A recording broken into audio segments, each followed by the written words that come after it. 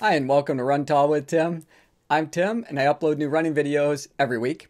If you're new to the channel, I post new videos on both Wednesday and Saturday mornings, and that's at 5 a.m. Standard Eastern Time, with an occasional bonus video once in a while. Also, if you want to save yourself a little time, I tried to make that easy for you. All you have to do is open a description, and there you're going to see where I've created chapters. Just click on the timestamp for the part of the video that you want to watch, and it's going to take you right there. On today's episode, I'm taking a real close look at a new shoe from Brooks. It's their Glycerin 19. Now, this is a maximum cushion daily trainer that features their DNA Loft material from the heel to the toe. Before we get into it too far, let me just demonstrate what it looks like to run in these shoes. But then when we come back together, we're going to take a real in-depth look at the Brooks Glycerin 19.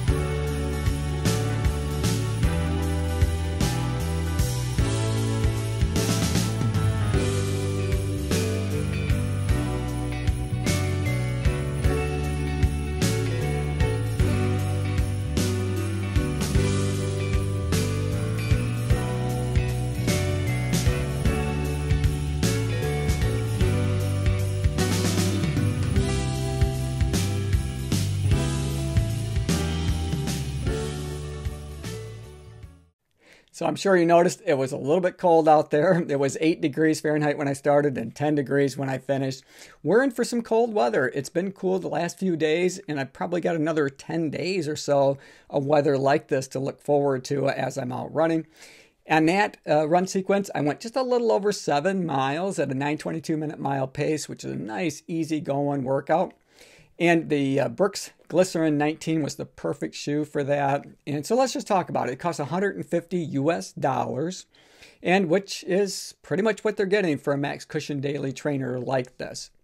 And it comes in at 10.1 ounces for a men's size 9 on my scales. Their stated weight on their website is 10.2 ounces, so we're right in the ballpark there. And that is the equivalent of around 288 grams. So let's zoom in and we'll take a close look at the upper. Now, this is a mesh material, and they use a 3D fit print technology. Now, that basically means that they use like a screen print in order to give it or to apply some strategic overlays that give it a seamless, secure fit throughout the upper. And you'll notice that up in the toe box that it has lots of perforations there that give you plenty of airflow, help keep your feet cool and comfortable on your run. Not an issue for me today simply because of how cold it was, but I know that as the weather gets warmer, I'm going to appreciate that. Also, with that upper in the toe box, I had plenty of room. I wouldn't say that it's a ton of room. I'd say it's kind of middle of the road or a medium width in terms of the upper as far as that goes, as well as kind of a medium height, but lots of room for me to be able to display my toes. And I think because of the way that this material is, and it is got some stretch to it, that it's form fitting. So if you do have a wider foot, I think it's going to be accommodating for that. Also, with the upper, because it does have a bit of a stretch material, and I think it is considered to be a form-fit shoe.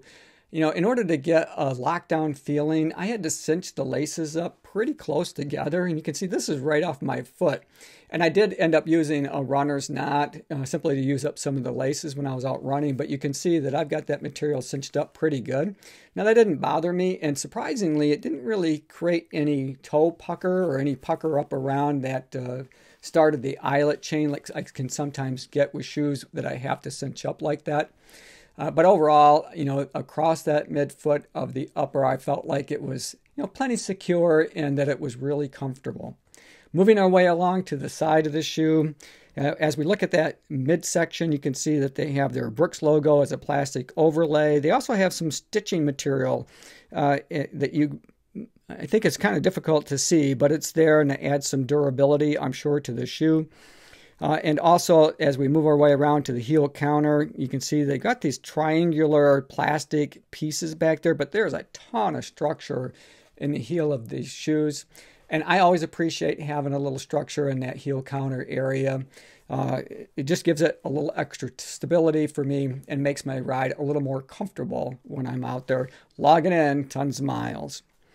Now let's turn our attention to the eyelet chain. Now this is really a traditional eyelet chain. There's no wow factor here that's going to jump off the page, as I show this to you. But it's more than adequate. They've got plenty of structure around the eyelets to make sure that it's durable, so you don't have to worry about any kind of quality issues at all. It's going to last. Your laces aren't going to pull through or rip or anything along those lines. Now the tongue is well padded. It is gusseted, so I always enjoy that feeling. So you don't have to worry about the tongue migrating around. It gets a real comfortable fit with that gusset, and it is well padded. I wouldn't say that it's overly done. I'd say you got it just about right.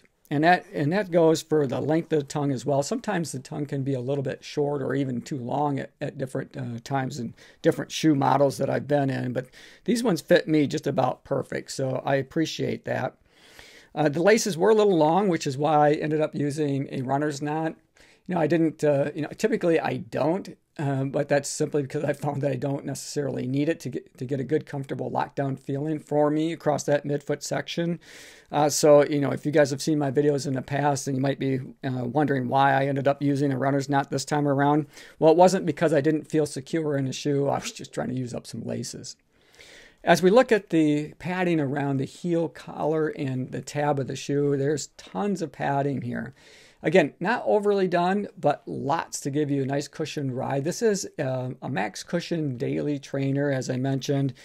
So, it's not designed necessarily to be the quickest shoe that's out there, but it is designed to give you a lot of comfortable miles, and that's exactly what they've done here. I've gotten kind of used to the heel in a lot of shoes now, having kind of an Achilles heel flare. They don't have that here, but that they do have a nice heel pocket that you set in, and I found it really comfortable. I didn't feel like it was digging into my Achilles at all. I felt really comfortable in the shoe from all the way from the heel to the toe. So that's one thing that I do appreciate about Brooks, is they do know how to make a comfortable upper. I've been impressed with their shoes across the board. One of my favorite daily trainers to run in is the Brooks Ghost 13, so I enjoy that. And I also like their speed shoe, the Brooks Launch 8. So this kind of rounds out my shoe rotation from Brooks. So it's nice to have a long distance cushion daily trainer that can log lots of miles really comfortably in. So let's take a closer look at the heel counter. And you can see as I give it the pinch test, they have a ton of structure here. I can barely pinch it together. Or even forward as I try to move it that way as well. So lots of structure to give you some stability and comfortable miles. Also adding to the comfort of the shoe, they included a removable insole. Now they're using an ortholite. Now this is pretty thick, and it does add some cushion and comfort to your run experience. So I do appreciate that, and I always appreciate being able to remove these simply because they get wet, they get dirty. It's nice to be able to pull them out. Let them dry, clean them up, what have you, and put them back in so you're good to go the next time you want to take them out for a run. So now let's take a look at the midsole of the shoe. Now, It has a 31 millimeter stack height in the heel and 21 millimeters in the forefoot for a 10 millimeter offset from the heel to the toe. And it's full-length DNA Loft material. Now, this is the softest midsole material that Brooks makes, and it feels like it. I really enjoy it. This is a super comfortable shoe underfoot. They felt good from the minute I took off running until, I rounded the corner, heading up my driveway to complete my run. My legs felt good. My feet felt comfortable the entire time. Now, considering how cold it was, I wasn't sure what to expect, is whether or not this DNA Loft material would continue to be soft, even in those, below freezing temperatures, but it did, and I'm impressed with that. So I was really comfortable out there running, even in this cold, below zero weather. Very impressive.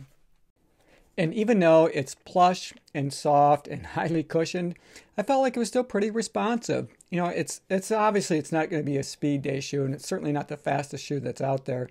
But for, if you want to go out and log a lot of comfortable miles and you want to have an opportunity to pick up the pace from time to time, I think you can do it pretty comfortably in this shoe. It's got plenty of responsiveness in that midsole material, and I found it to be a real pleasure to run in. So now let's flip these shoes over and we'll take a look at the outsole and see how they're protecting all that DNA Loft material that's in that midsole. And you'll see on the outsole that they have plenty of blown rubber around the heel and tons up in the forefoot. Also, as we take a close look at that, well, you can see that they have these Omega Flex grooves. And that's simply to give you a nice smooth transition through your gait cycle. And I did find that to be the case. It didn't seem to matter much where I landed. So even at times when I was landing back more on my heel, or when I was, being a pretty solid midfoot striker when I was hitting the ground, or even up towards that forefoot, it was soft and comfortable no matter how I struck the ground. So I appreciated that. So I think from that respect, this shoe is going to be comfortable underfoot for a lot of different styles of running that are out there. Hey, I hope you guys enjoyed this video. I certainly enjoyed making it for you. As always, run tall, run strong, be kind to one another. Thanks for watching, and we'll see you next time.